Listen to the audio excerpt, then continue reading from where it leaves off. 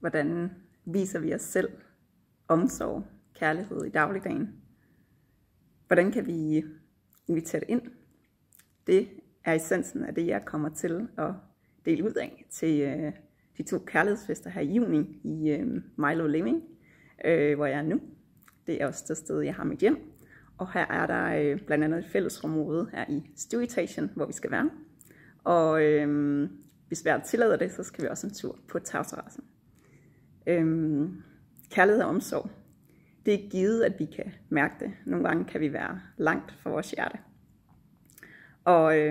Og det fineste, vi kan gøre, det er at møde os selv præcis, hvor vi er.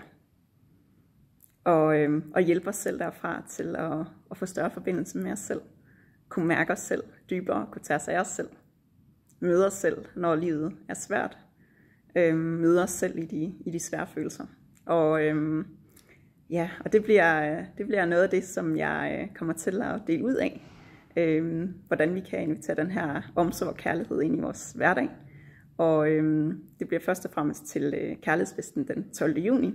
Og så senere på måneden, så kommer der en kærlighedsfest for børn, hvor der blandt andet bliver sådan et eksperimentarium for kærlighed, hvor der bliver forskellige stationer, hvor I som forældre med jeres børn, det kan også bare være mor eller far, der kommer med jeres barn eller børn, og så laver I forskellige øvelser sammen, som kan invitere den her omsorg og kærlighed ind.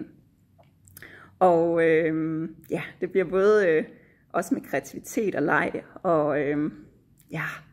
og med masser af hjerte. Og jeg glæder mig. Håber vi ses.